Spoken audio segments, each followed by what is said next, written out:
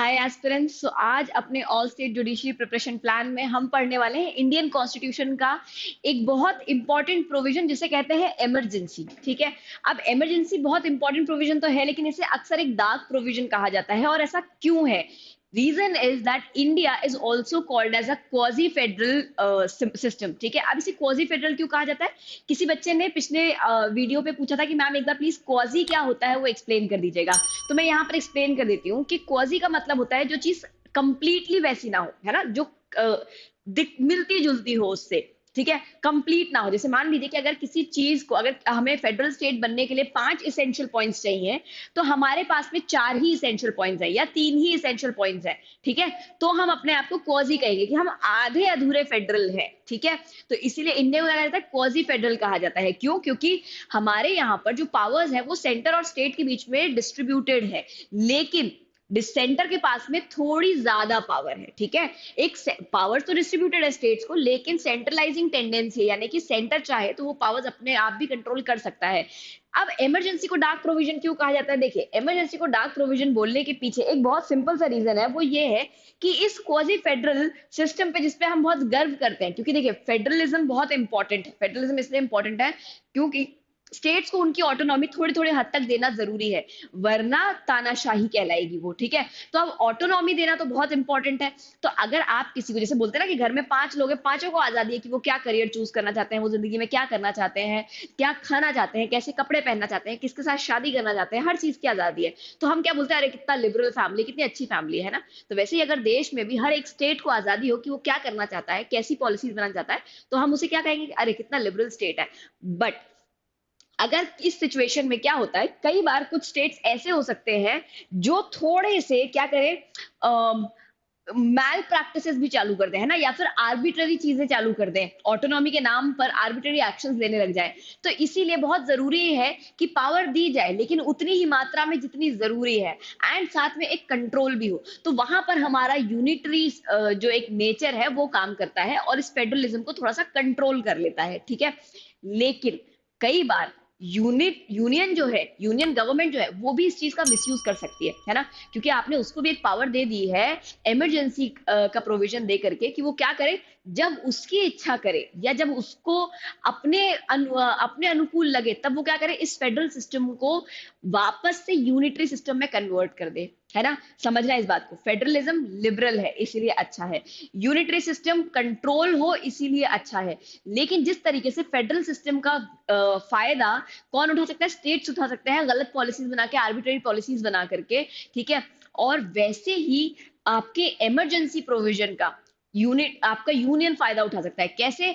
Unnecessarily कई बार emergency impose करके सारे फेडरलिज्म की जो एसेंस है उनको वापस लेकर के, यानी कि फेडरलिज्म के चलते जो पावर स्टेट को मिलती है वो सारी पावर स्टेट से वापस लेकर के वो यूनियन अपनी क्या कर सकता है, सारी पावर्स अपने पास ले सकता है और इस फेडरल स्ट्रक्चर को यूनिटरी स्ट्रक्चर में कन्वर्ट कर देता है। ठीक है। तो इसीलिए इमरजेंसी को एक डार्क प्रोविजन माना जाता है, क्योंकि ये पूरे फेडरल सिस्टम को यूनिटरी सिस्टम में कन्वर्ट कर देता है। और क्वाजी का मतलब अगर नहीं क्लियर हुआ है अभी भी, तो मैं वापस एक बार समझा देती हूँ कि अगर आपको कोई एक चीज बनने में 5 एलिमेंट्स चाहिए, ठीक है, अगर आपको एक डेमोक्रेसी बनने के लिए 5 एलिमेंट्स चाहिए, आपको फेडरल होने के लिए 5 एलिमेंट्स चाहिए, और आपके पास 4 ही एलिमेंट्स है, 4 ही इसेंशियल्स है, तो आप क्वाजी फेडरल कहलाएंगे। ठीक है।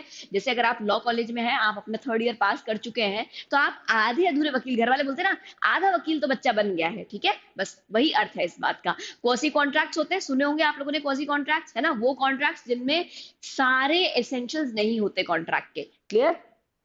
चलिए आगे चलते हैं। अब आगे पढ़ने से पहले एक बार मैं आप लोगों को अपने इकोसिस्टम के बारे में बता देती हूँ, क्योंकि इन केस बहुत सारे बच्चे हैं जो मुझे समझ में आया है कि नए हैं शायद से हमारे जुडिशरी गोल्ड की इकोसिस्टम में। तो मैं यहाँ पर एक बार आप लोगों को अवगत करा देती हूँ हमारे ऑफलाइन सेंटर्स से।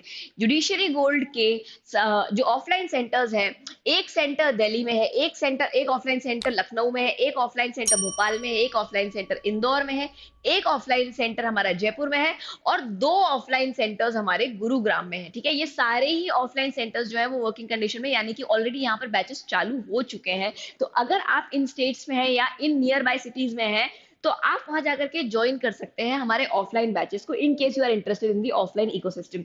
देन अब आते हैं हमारे ऑनलाइन इकोसिस्टम के बारे में। हमारी ऑनलाइन बैचेस जो है वो दो तरीके की बैचेस चलती है, एक होती है लाइव ऑनलाइन कॉम्प्रिहेंसिव बैचेस और दूसरी होती है हमारी self paced batches. Self paced batches का मतलब है कि यहाँ पर आप अपने हिसाब से अपने पेस पर चल सकते हैं, आपकी स्पीड पर, आपके अनुकूल जो रहे उसके हिसाब से आप चल सकते हैं। ये बैचेस रिकॉर्डेड होती हैं, ठीक है। यहाँ पर यानी कि आपको जो लेक्चर्स मिलेंगे वो रिकॉर्डेड मिलेंगे। अब सेल्फ पेस कैसे होगी कोई चीज भाई, अगर आपको अपने हिसाब से देखनी है तो लाइव क्लास तो नहीं देख पाएंगे क्योंकि लाइव तो अभी हो रहा है, तो अभी देखना पड़ेगा। लेकिन रिकॉर्डेड क्लासेस जो है वो आपके पास में एक्सेसिबल है, आप जिस भी सब्जेक्ट से चाहे उस सब्जेक्ट से शुरू कर सकते हैं, जिस समय पर चाहे उस समय पर लेक्चर्स देख सकते हैं। आपको हर एक सब्जेक्ट के लेक्चर्स ऑल टाइम वहां पर अवेलेबल मिलेंगे, ठीक है। इसे हम बोलते हैं अपनी JG1 बैच, ठीक है, या फिर हमारी सेल्फ पेस्ड बैच। यहाँ पर आपको सब्सक्रिप्शन जो है वो अलग अलग समय का मिलता है। एक है 18+3 मंथ्स का, यानी कि 18 मंथ्स का सब्सक्रिप्शन है जिसको हम एक्सटेंड कर देते हैं 3 मंथ्स तक।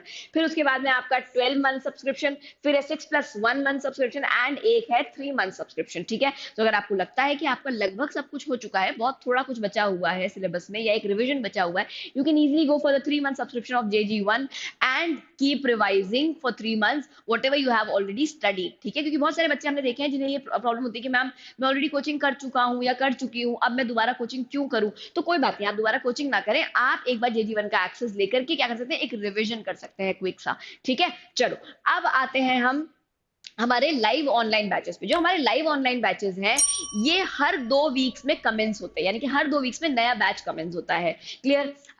उसके बाद में ये 5 PM इसकी टाइमिंग है, ये इसकी टाइमिंग एकदम पक्की है, यानी कि हर दिन 5 बजे शाम को आपकी क्लासेस होती है, 5 से 8 की क्लासेस होती है, हर एक लेक्चर 3 घंटे का होता है और 15 मंथ का यहाँ पर आपको कोर्स ड्यूरेशन मिलता है, यानी कि सब्सक्रिप्शन मिलता है। तो अगर आप हमारे लाइव कॉम्प्रिहेंसिव बैच में ज्वाइन करते हैं तो आपको 15 मंथ का सब्सक्रिप्शन मिलेगा। ये सब्सक्रिप्शन जो है आपका आपको लाइव क्लासेस और रिकॉर्डेड क्लासेस दोनों का एक्सेस देगा, यानी कि अगर आप आज आपकी लाइव क्लास मिस हो गई है तो कोई बात नहीं, इसका रिकॉर्डेड आपको लेक्चर मिल जाएगा, ठीक है। ये लेक्चर्स होंगे शाम को रोज 5 बजे और इनका ड्यूरेशन होगा 3 घंटे का, यानी कि 5 से 8 रोज शाम को आपका लेक्चर होने वाला है। चलिए अब हम आगे चलते हैं फटाफट से अपने टॉपिक के ऊपर और पढ़ते हैं इमरजेंसी के बारे में। भारत के संविधान में 3 तरीके की इमरजेंसीज दी हुई है, नेशनल इमरजेंसी, स्टेट इमरजेंसी और आपकी फाइनेंशियल इमरजेंसी, ठीक है। नेशनल इमरजेंसी जो है अनफॉर्चुनेटली भारत में कई बार लागू हो चुकी है। कितनी बार लागू हो चुकी है, कब कब लागू हुई है, आप लोग मुझे बताएंगे, क्योंकि ये एक बहुत कॉमन क्वेश्चन है और ये बहुत वेल नोन क्वेश्चन है, ठीक है। तो इसका जवाब आप लोग मुझे देंगे चैट बॉक्स के अंदर।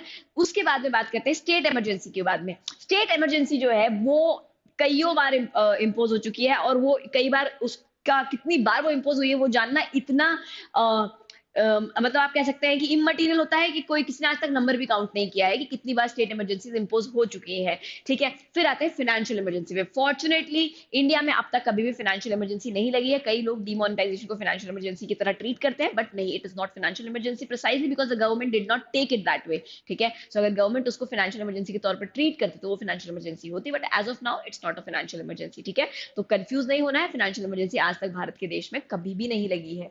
अब हम आते हैं बेसिक अपने 2-3 पॉइंट्स के ऊपर। इमरजेंसी का जो प्रोविजन है, ठीक है, कई बार बच्चे कंफ्यूज होते हैं कि इमरजेंसी का प्रोविजन जो है हमने आपके जर्मनी से लिया। नहीं, हमने जर्मनी से नहीं लिया। इमरजेंसी के दौरान फंडामेंटल राइट्स के सस्पेंशन का प्रोविजन हमने जर्मनी से लिया है, ठीक है, ये बात याद रखिएगा। चलिए अब बात करते हैं आर्टिकल 352 जो इमरजेंसी की बात करता है। पार्ट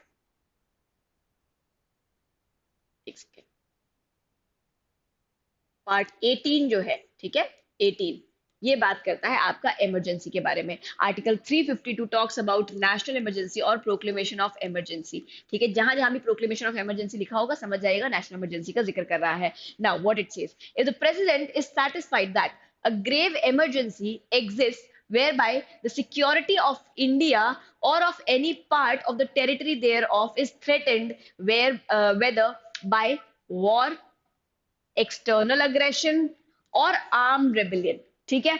अब यहां पर एक वर्ड को यहां पर चेंज किया गया था, आर्म रेबिलियन। इसके पहले आर्म रेबिलियन जो है वो हुआ करता था इंटरनल डिस्टर्बेंसेस, ठीक है। इस वर्ड को यहाँ से रिप्लेस किया गया अमेंडमेंट के थ्रू और यहाँ पर डाल दिया गया आर्म रेबेलियन। रीजन क्या था? रीजन था इंदिरा गांधी के द्वारा लगाई हुई आपकी 75 की इमरजेंसी, जिसको सबसे ज्यादा डार्क इमरजेंसी कहा जाता है, क्योंकि उसके पहले जो इमरजेंसीज लगी थी वो कहीं ना कहीं थोड़े बहुत वाजिब रीजन की वजह से, लेकिन ये जो इमरजेंसी थी इसको कई बार लोग बहुत ही इरेशनल एक डिसीजन मान के चलते हैं। आपके कांग्रेस की, इंडियन नेशनल कांग्रेस की, सॉरी जो कांग्रेस पार्टी आज जो हमारे पास में आईएनसी, उसके सबसे ज्यादा इरेशनल डिसीजंस में से या उसकी सबसे बड़ी गलतियों में से एक माना जाता है उस इमरजेंसी को। इंदिरा गांधी की जीवन की सबसे बड़ी गलती में से एक माना जाता है इस इमरजेंसी को। Now what happened basically, Sikh rights चल रहे थे, for they were demanding Khalistan, and इसी के चलते यहाँ पर वो सारा फ्रिक्शन एक चल ही रहा था खालिस्तान वाली डिमांड का और सब कुछ। एंड वहीं पर उसी समय पर कुछ सिचुएशंस ऐसे हुए जिनके चलते पॉलिटिकल पार्टीज में भी फ्रिक्शंस थे, उसके बाद में आपका पब्लिक में भी फ्रिक्शंस थे, ठीक है। एक डिमांड चल रही थी खालिस्तान की अलग से, कांग्रेस को हटाने की बात करी जा रही थी, तख्त पलट की बात करी जा रही थी। उसी बीच में मौका देखते हुए इंदिरा गांधी जी ने इम्पोज कर दी नेशनल इमरजेंसी, ठीक है। और इस नेशनल इमरजेंसी की वजह से, क्योंकि नेशनल इमरजेंसी में बहुत सारी ऐसी चीजें होती हैं जिनको आप बाद में जाकर के डिफेंड कर लेते हो, है ना, जिसको सरकार डिफेंड कर ले जाती है। तो इसके चलते हुआ क्या, इसके चलते ये हुआ कि बहुत सारे लोगों को बहुत सारा आप कह सकते हो कि अट्रोसिटीज झेलनी पड़ी, है ना। और इसी की वजह से पूरा का पूरा प्रॉब्लम हुआ। अब जब पूछा गया कि आपने इमरजेंसी किस ग्राउंड पर इंपोज करी, तो यहां पर हमारे संविधान में क्योंकि पहले इंटरनल डिस्टर्बेंसेस लिखा हुआ था, तो ग्राउंड जो निकल करके आया वो यही था कि भाई इंटरनल डिस्टर्बेंसेस थे, हमें लगा कि नेशनल सिक्योरिटी को थ्रेट है या स्टेट के पार्ट को थ्रेट है, तो हमने नेशनल इमरजेंसी लगा दी। तो इसीलिए जब ये इमरजेंसी इंपोज हो गई तो हमें समझ आया कि इंटरनल डिस्टर्बेंसेस जो शब्द है वो अपने आप में बहुत ब्रॉड है, ठीक है, बहुत ब्रॉड है और बहुत वेग है। भाई इंटरनल डिस्टर्बेंस तो कुछ भी हो सकता है ना, अगर आप क्लास में बैठे हैं और मैं बेंच के ऊपर टक टक टक टक करूँ तो वो भी तो डिस्टर्बेंस है ना। और एक बच्चा जो क्लास में प्लेन चला चला के फेंक रहा है कागज के, वो भी तो डिस्टर्बेंस है। लेकिन वही एक बच्चा है जो कॉन्स्टेंटली दूसरे बच्चे को मार रहा है या दूसरे बच्चे से बदतमीजी कर रहा है, उसको गाली गलौज कर रहा है या टीचर के साथ बदतमीजी कर रहा है, तो वो ज्यादा ग्रेव डिस्टर्बेंस है ना। तो इसीलिए यहाँ पर इन्होंने आर्म्ड रेबिलियन को डाल दिया और इंटरनल डिस्टर्बेंसेस को हटा दिया, क्योंकि लगा कि इंटरनल डिस्टर्बेंसेस बहुत एक वेग टर्म है, छोटी मोटी बात पे भी लोग इसको इंटरनल डिस्टर्बेंस के ग्राउंड पर क्या कर सकते हैं, इमरजेंसी लगा सकते हैं। एक बार मिसयूज हो चुका है, दोबारा नहीं होना चाहिए। इसीलिए वहां से इंटरनल डिस्टर्बेंसेस शब्द को हटाया गया, आर्म रेबेलियन को डाला गया, यानी कि जब तक हथियार बंद रेबल नहीं कर देती जनता तब तक आप नेशनल इमरजेंसी नहीं लगा सकते, ठीक है। चलिए अब आगे देखते हैं। तो तीन बातें हो गई। वॉर, वॉर का मतलब क्या है, देखिए दो ग्राउंड ऐसे जो एक्सटर्नल है, एक वॉर और एक एक्सटर्नल अग्रेशन। ये दोनों कैसे है, इनको एक्सटर्नल इमरजेंसी कहा जाता है। एक आर्म रेबेलियन को इंटरनल इमरजेंसी कहा जाता है, यानी कि एक तो है कि भाई ये भारत की टेरिटरी है, ठीक है। अब जब भी अगर कोई वॉर हो रहा है तो वॉर कौन करेगा, या तो पाकिस्तान, चाइना, कोई भी बाहरी देश करेगा वॉर, ठीक है। तो वो क्या है, एक्सटर्नल है। फिर दूसरे का तो नाम ही एक्सटर्नल अग्रेशन है। एक होती है वॉर की स्थिति, वॉर की स्थिति मतलब जहां डिक्लेयर्ड, ऑफिशियली डिक्लेयर्ड है कि हम we are at war with this particular country, जैसे जब कारगिल चल रहा था we were at war with Pakistan, ठीक है। बट एक होता है एक्सटर्नल अग्रेशन। एक्सटर्नल अग्रेशन माने जैसे बीच बीच में पाकिस्तान पीओके में जो है तकलीफें देता रहता है पाकिस्तान से लोग, ठीक है, या फिर सीज फायर तोड़ते रहते हैं। तो ये सब चीजें जो है वो एक्सटर्नल अग्रेशन है, कि बार बार आप बाहर से आते हैं और आकर कुछ ना कुछ डिस्टर्बेंसेस, कुछ ना कुछ लड़ाइयां, कुछ ना कुछ ऐसी न्यूसेंस क्रिएट करते हैं जिसकी वजह से सिक्योरिटी को थ्रेट होता है, ठीक है। तो ये दोनों क्या है, ये दोनों बाहर से आ रहे हैं, इसीलिए इन दोनों को एक्सटर्नल अग्रेशन का पार्ट माना जाता है, ठीक है। एक्सटर्नल इमरजेंसी माना जाता है इसे, एक्सटर्नल इमरजेंसी। और ये जो है आपका आर्म रेबेलियन वो कहाँ हो रहा है, वो देश के अंदर ही चल रहा है, तो इसीलिए इसे माना जाता है इंटरनल इमरजेंसी।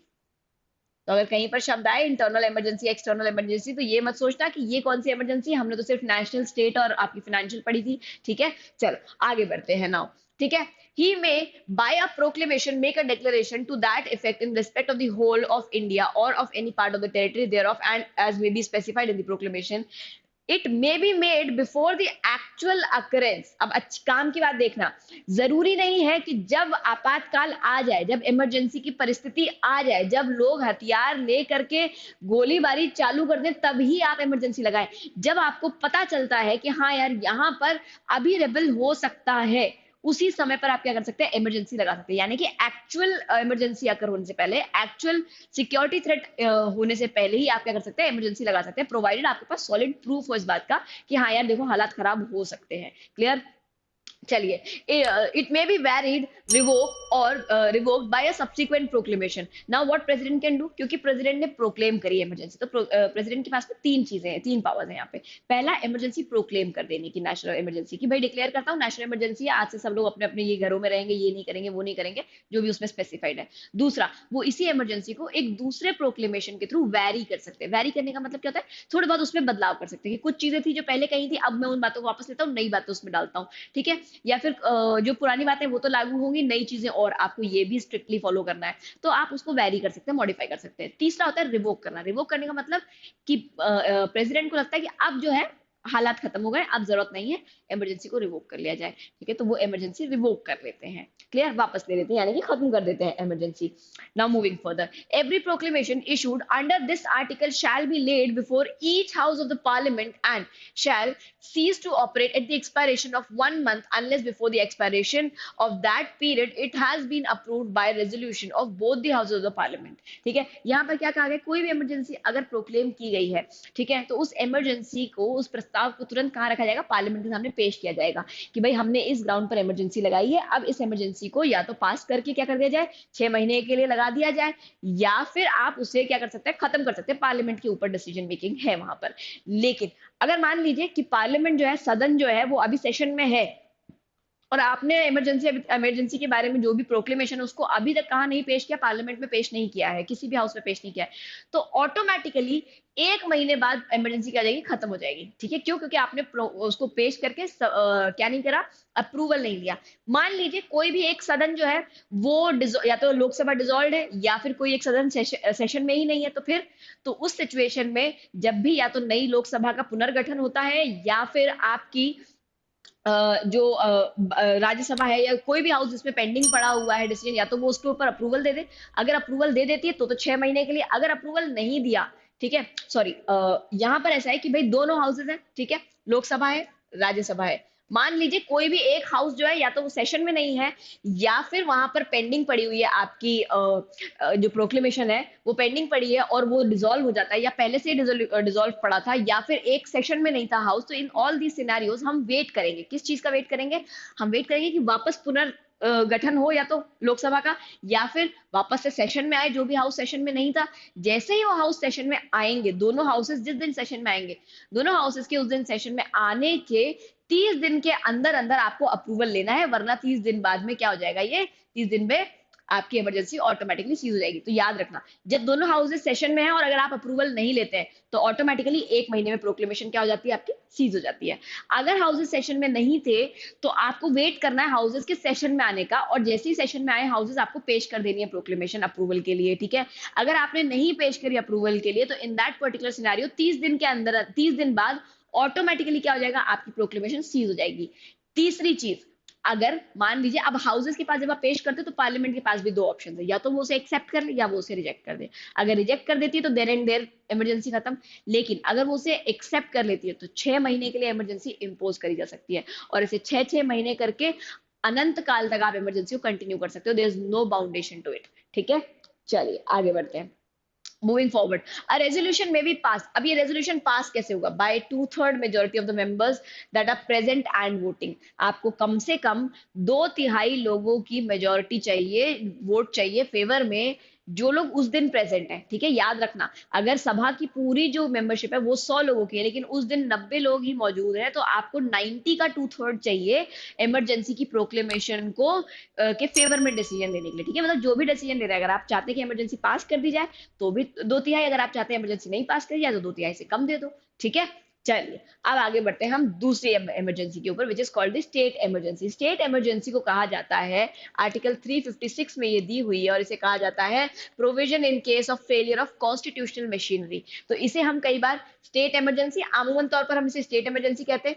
दूसरा, हम इसे प्रेसिडेंट्स रूल कहते हैं, प्रेसिडेंट्स रूल। तीसरा, हम इसे फेलियर ऑफ कॉन्स्टिट्यूशनल मशीनरी भी कहते हैं, ठीक है। फेलियर ऑफ कॉन्स्टिट्यूशनल मशीनरी का मतलब क्या होता है, देखिए हर एक स्टेट संविधान के अकॉर्डिंग चल रहा है, ठीक है, पूरा देश संविधान के अकॉर्डिंग चल रहा है। अगर कभी कोई ऐसी परिस्थिति दिखाई देती है जहां पर कोई एक स्टेट संविधान के अकॉर्डिंग या तो चल नहीं रहा है या चल पा नहीं रहा है, या तो वहां की सरकार जानबूझ करके स्टेट जो आपके मतलब क्या कहते हैं संविधान है उसको फॉलो नहीं कर रही है, या फिर उससे हो नहीं पा रहा है, तो इन दैट पर्टिकुलर सिनारियो उस स्टेट का गवर्नर क्या कर सकता है, प्रेसिडेंट से रिक्वेस्ट कर सकता है एक रिपोर्ट देकर के कि भाई ये स्टेट से नहीं हो पा रहा कॉन्स्टिट्यूशन के अकॉर्डिंग, आप जो है यहाँ पर इमरजेंसी लागू कर दीजिए और आप इमरजेंसी लागू करके कंट्रोल अपने हाथों में ले लीजिए और आप फिर चलाइए इस स्टेट को संविधान के अकॉर्डिंग। ठीक है, तो पढ़ना एक बार, if the president on the receipt of the report from the governor of the state और अदरवाइज, तो दूसरा कुछ ग्राउंड में हो सकता है, यानी कि सुओ मोटो भी ले सकता है क्या प्रेसिडेंट, बिल्कुल ले सकता है, क्यों, क्योंकि अदरवाइज लिखा हुआ है यहाँ पर। ठीक है, तो या तो स्टेट का गवर्नर रिपोर्ट दे दे या फिर प्रेसिडेंट को खुद से लग जाए या किसी और वजह से, है ना, any other way, is satisfied that a situation has arisen in which the government of the state cannot be carried on in accordance with the provisions of the constitution, the president may by proclamation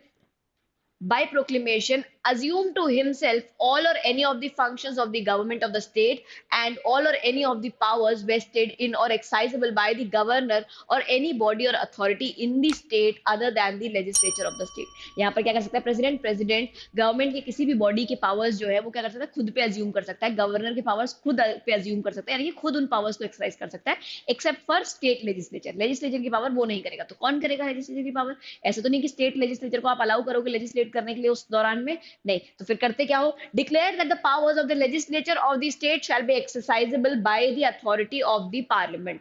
ठीक है, तो यहाँ क्या कर देते हो आप, यहाँ आप कह देते हो कि भाई लेजिस्लेचर की पावर्स मैं अज्यूम नहीं कर सकता हूं, लेकिन मैं ये पावर्स किसी को फर्दर ट्रांसफर तो कर सकता हूं, तो किसको ट्रांसफर कर देते हैं, प्रेसिडेंट, आपके पार्लियामेंट को ट्रांसफर कर देते हैं। ठीक है, तो बताए डिसीजन प्रेसिडेंट का ही होगा, लेकिन प्रेसिडेंट जो है खुद पे नहीं लेते वो पावर्स, खुद को ट्रांसफर नहीं करते वो पावर्स वो पार्लियामेंट को ट्रांसफर कर देते हैं अपने डिक्लेरेशन के थ्रू। ठीक है, then make such incidental and consequential provisions as appear to the president to be necessary और desirable for giving effect to the objects of the proclamation, और प्रेसिडेंट को जो भी लगता है कि आपकी जिस वजह से आपने प्रोक्लेमेशन लगाई है उस ऑब्जेक्टिव को अचीव करने के लिए जो भी चीजें जरूरी है वो सारे एक्शंस प्रेसिडेंट ले सकता है। बेसिकली एग्जीक्यूटिव पावर, आपकी आपकी लेजिस्लेटिव पावर सब कुछ कहां चली जाती है, स्टेट के पास से सेंटर के पास चली जाती है। ठीक है, इस इमरजेंसी का ये सबसे मिसयूज्ड इमरजेंसी है। ठीक है, सबसे मिसयूज प्रोविजन है आपके संविधान का, क्योंकि इसका इतना मिसयूज किया गया है सेंटर के द्वारा जिसकी कोई लिमिट ही नहीं है। अगर आप जब पढ़ेंगे कभी एक ही गोपालन का केस पढ़िए आप उसके बाद में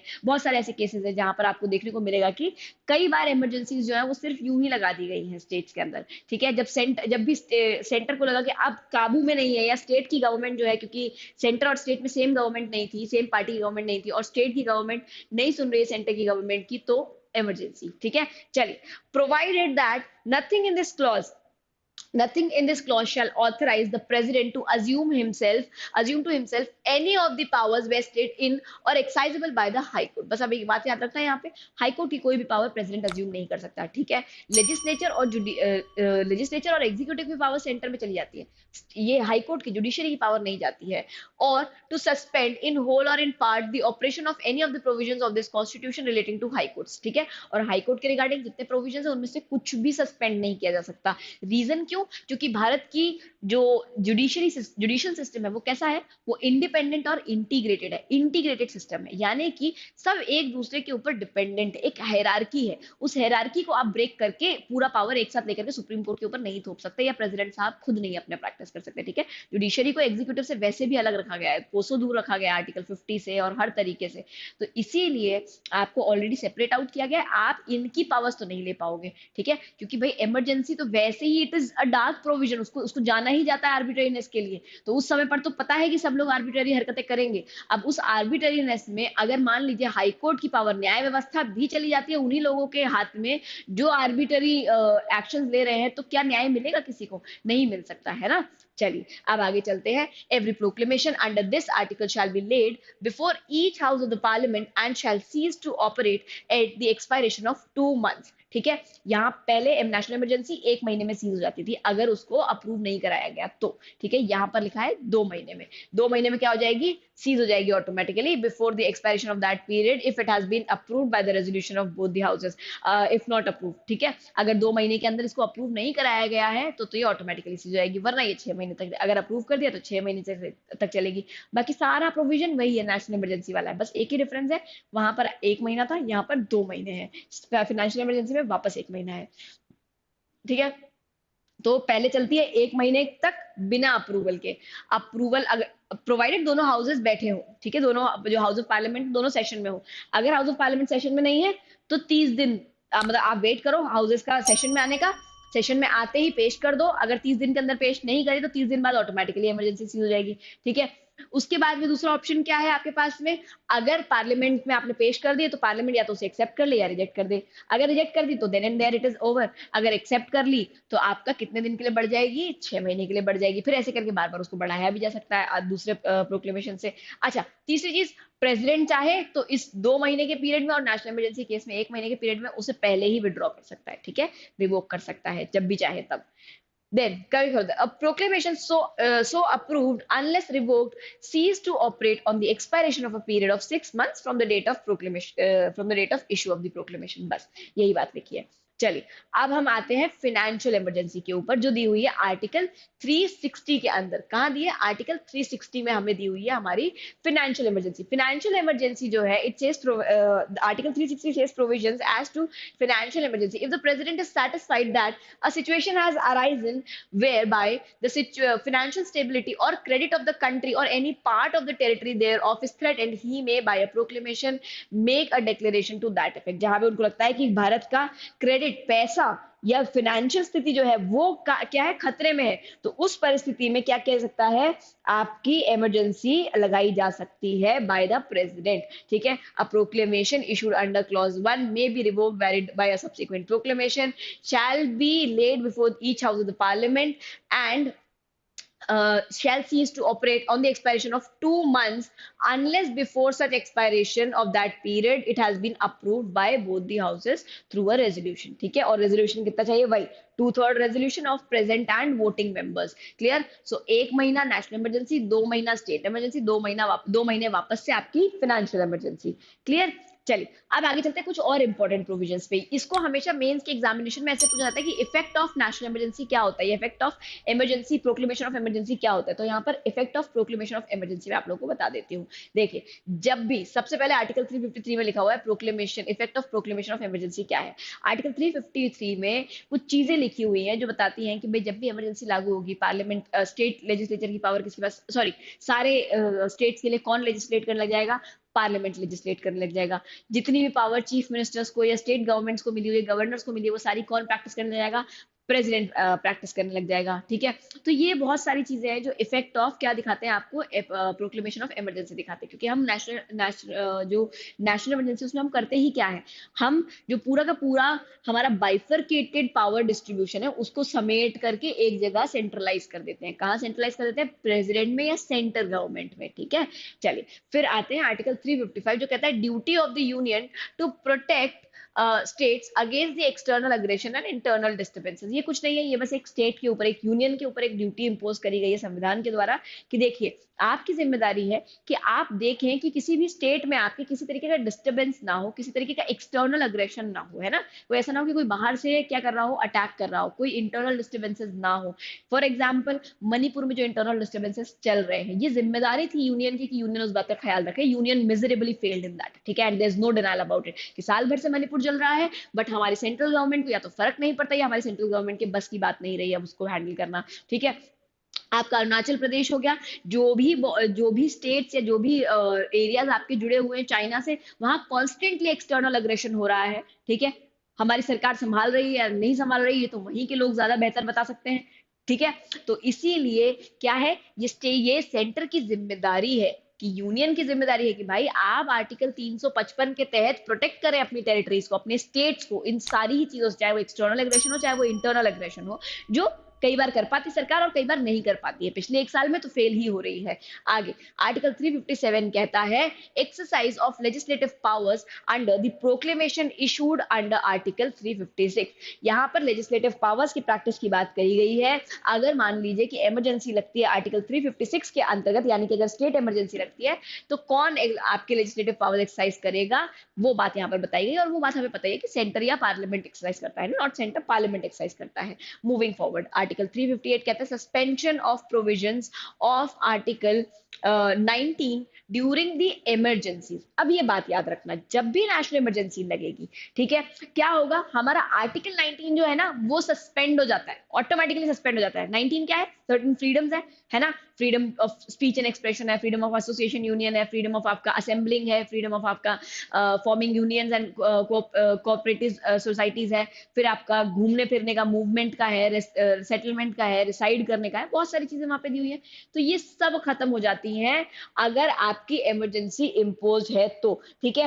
नेशनल इमरजेंसी की इम्पोज होते हैं, आर्टिकल 19 जो है वो ऑटोमेटिकली सस्पेंड हो जाता है। फिर कहता है suspension of enforcement of the right conferred by part 3 during the emergency. जो आपका आर्टिकल 359 है, ठीक है, ये कहता है कि फंडामेंटल राइट्स ऑटोमेटिकली सस्पेंड नहीं होते, ठीक है। पार्ट 3 को सस्पेंड किया जा सकता है लेकिन ये कभी भी ऑटोमेटिकली सस्पेंड नहीं होंगे। तो फिर कैसे सस्पेंड होंगे, प्रेसिडेंट साहब जो है वो अपने प्रोक्लेमेशन से इसको सस्पेंड करेंगे। जब वो प्रोक्लेमेशन इशू करते हैं ना, तो वो साथ में एडिशनली ये भी इशू कह सकते हैं कि मैं सारे के सारे आपके जो फंडामेंटल राइट्स हैं उनको क्या करता हूँ, सस्पेंड करता हूँ। लेकिन क्या सारे फंडामेंटल राइट्स एक्चुअली सस्पेंड किए जा सकते हैं? नहीं। Article 20 and article 21, these two can not be suspended, ठीक है। आर्टिकल 2021 क्या है, 21 तो राइट टू लाइफ है ही, मैक्सिमम लोग जानते हैं, right to life and personal liberty. 20 क्या है मुझे बता दीजिएगा फटाफट से एक बारी, ठीक है। चलो वो भी बता ही देती हूँ मैं। 20 में हमने 3 चीजें पढ़ी थी, clause 1, clause 2, clause 3, ex post facto laws, double jeopardy और आपका सेल्फ इंक्रिमिनेशन। तो ये तीनों चीजें हैं आपकी, जो आपको क्या करना होता है, ये चीजें सस्पेंड नहीं होती, यानी कि आर्टिकल 21 और आर्टिकल 20 दो चीजें सस्पेंड नहीं करी जा सकती, चाहे प्रेसिडेंट साहब कितना भी दम लगा लें, चाहे प्रोक्लेमेशन में कुछ भी लिख दें अपनी, ठीक है। बाकी सब चीजें जो है वो सस्पेंड हो जाएंगी लेकिन ऑटोमेटिकली नहीं। प्रोक्लेमेशन के साथ में एडिशनल आपको बात लिख करके भेजनी पड़ेगी कि भाई हम सस्पेंड करते हैं या हम सस्पेंड करना चाहते हैं। अगर आप ऐसा नहीं करते हैं तो ऑटोमेटिकली सस्पेंड नहीं होगा, ठीक है। बस इतनी सी चीज आप लोगों को यहाँ पर क्या करनी है, ध्यान में रखनी है अपने। चलिए आगे बढ़ते हैं। और ये हमेशा ऑटोमेटिकली सस्पेंड होता है, ऑटोमेटिकली, ये ऑटोमेटिकली सस्पेंड होता है। नाउ छोटा सा पीस ऑफ इंफॉर्मेशन है again that I would like to give you all, कि हरियाणा जुडिशरी मेंस जो आप लोगों का शेड्यूल्ड है उसके लिए क्रैश कोर्स स्टार्ट किया जा रहा है। इनफैक्ट स्टार्ट करा जा चुका है। वो क्रैश कोर्स आपका 1 अप्रैल से क्या हो जाएगा, स्टार्ट हो जाएगा। एंड यहाँ पर जो की फीचर्स हैं आपको वो मिलेंगे, complete coverage of the HS mains examination syllabus. उसके बाद में आपको स्पेशल क्लासेस मिलेंगे इंग्लिश और हिंदी, क्योंकि लैंग्वेज का पेपर है वहां पर, तो इंग्लिश हिंदी की आपको अलग से क्लासेस मिलेंगी। लाइव और रिकॉर्डेड लेक्चर्स, यानी कि लाइव क्लासेस होंगी, आप चाहें तो उन्हें रिकॉर्डेड भी देख सकते हैं, चाहे तो आप उसे रिवीजन पर्पस के लिए रिकॉर्डेड देख सकते हैं। मेंटरशिप और स्ट्रेटजी सेशंस आपको इन एडिशन टू दैट मिलेंगे। याद रखिएगा ये बैच स्टार्ट हो रहा है 1 अप्रैल 2024 से, तो एनरोल करना मत भूलिएगा। और अगर आप एनरोलमेंट की डिटेल्स चाहते हैं तो do let us know in the comment section below. Bye guys, make your day great.